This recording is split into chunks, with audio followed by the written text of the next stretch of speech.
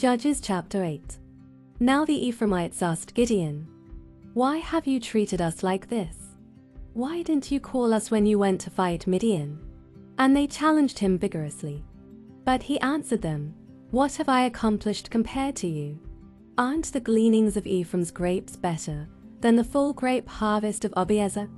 God gave Oreb and Zeb, the Midianite leaders, into your hands. What was I able to do compared to you?" At this, their resentment against him subsided. Gideon and his 300 men, exhausted yet keeping up the pursuit, came to the Jordan and crossed it. He said to the men of Succoth, "Give my troops some bread, they are worn out, and I am still pursuing Zebah and Zalmunna, the kings of Midian." But the officials of Succoth said, "Do you already have the hands of Zebah and Zalmunna in your possession? Why should we give bread to your troops?" Then Gideon replied, "Just for that.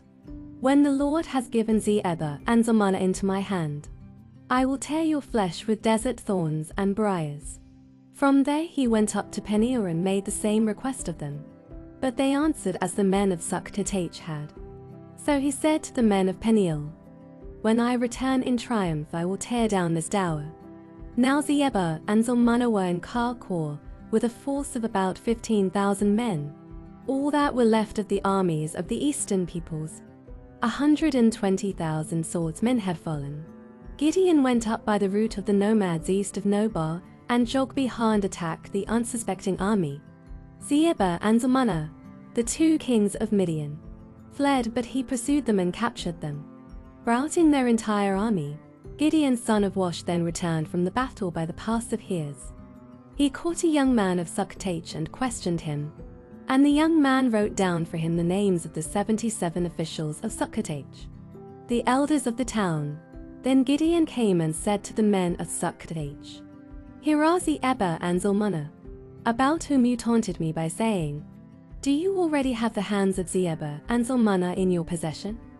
Why should we give bread to your exhausted men?'" He took the elders of the town and taught the men of Succoth a lesson by punishing them with desert thorns and briars. He also pulled down the tower of Peniel and killed the men of the town.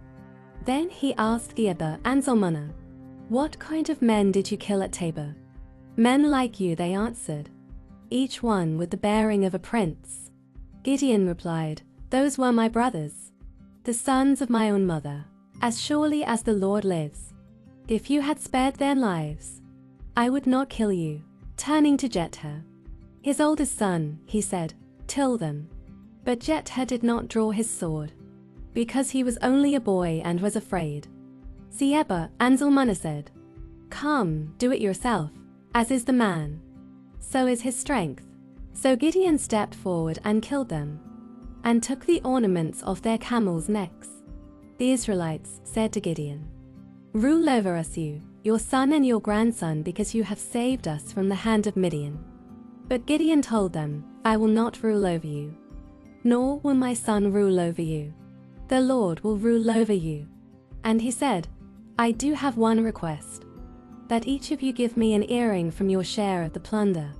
It was the custom of the Ishmaelites to wear gold earrings. They answered, "We'll be glad to give them."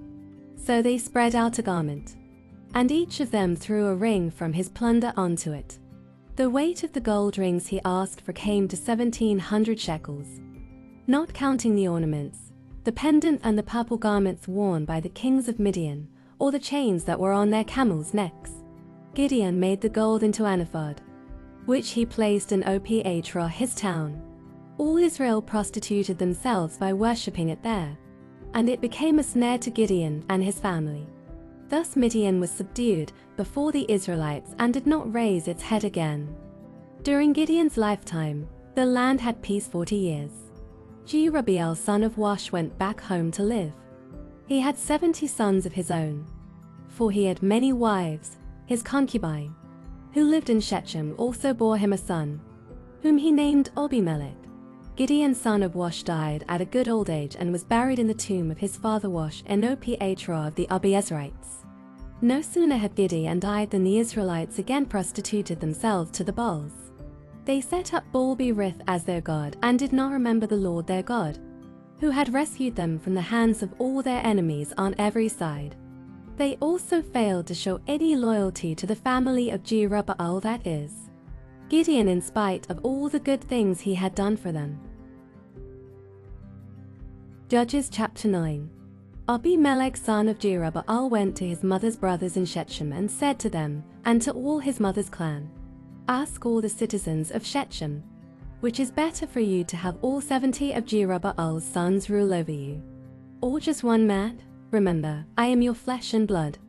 When the brothers repeated all this to the citizens of Shechem, they were inclined to follow Abimelech, for they said, "He is related to us."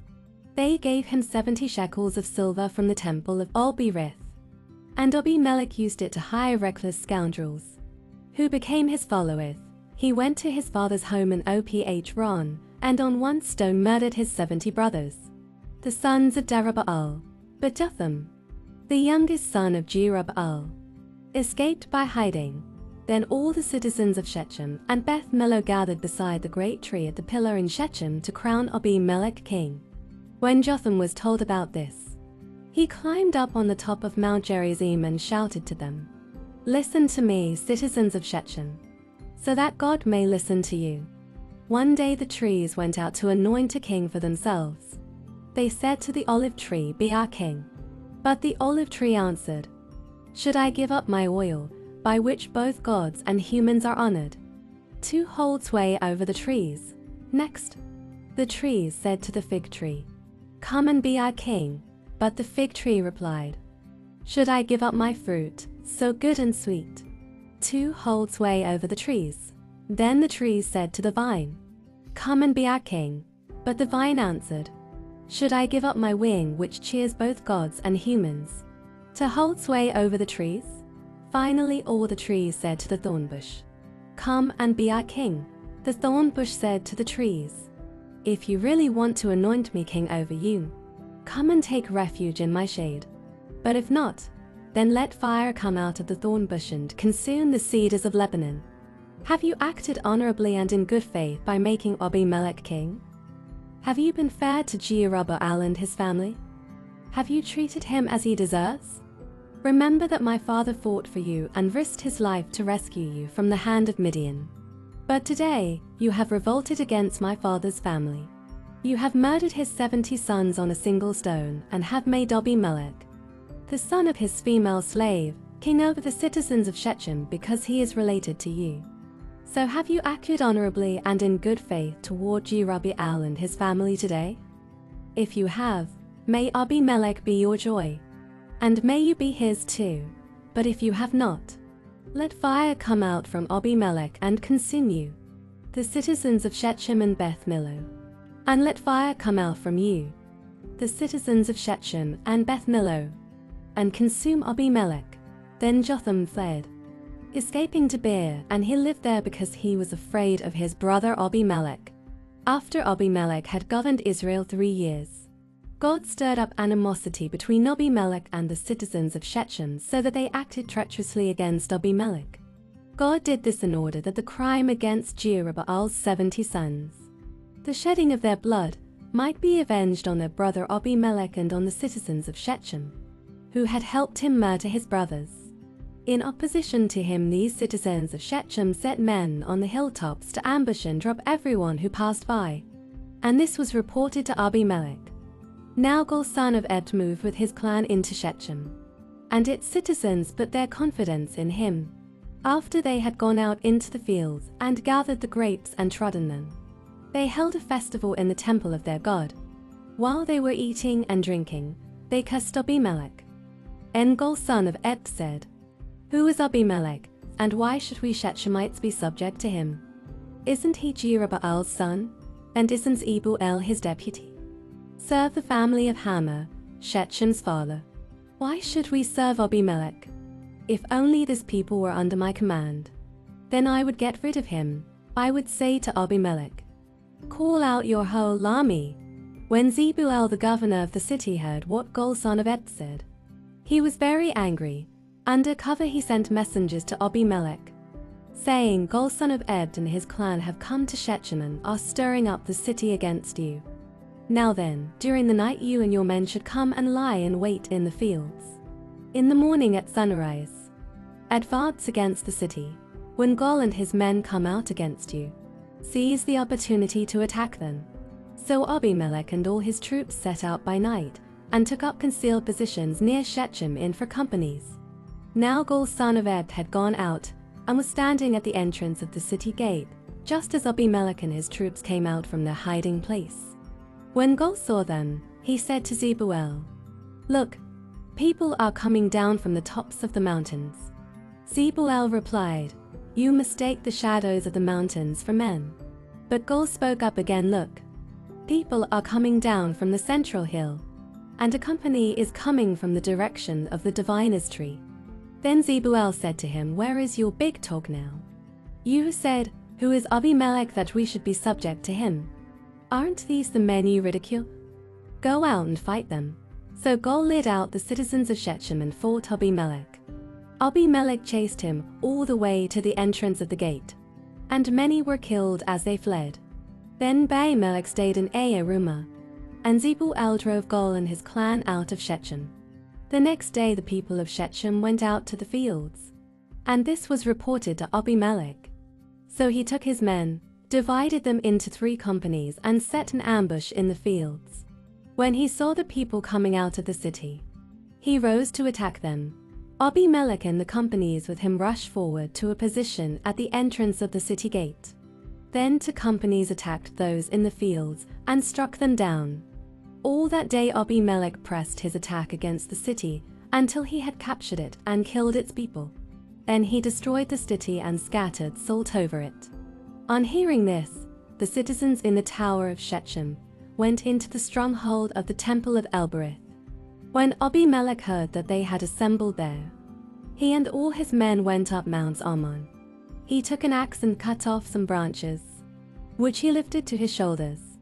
He ordered the men with him, "Quick, do what you have seen me do." So all the men cut branches and followed Abimelech. They piled them against the stronghold and set it on fire with the people still inside.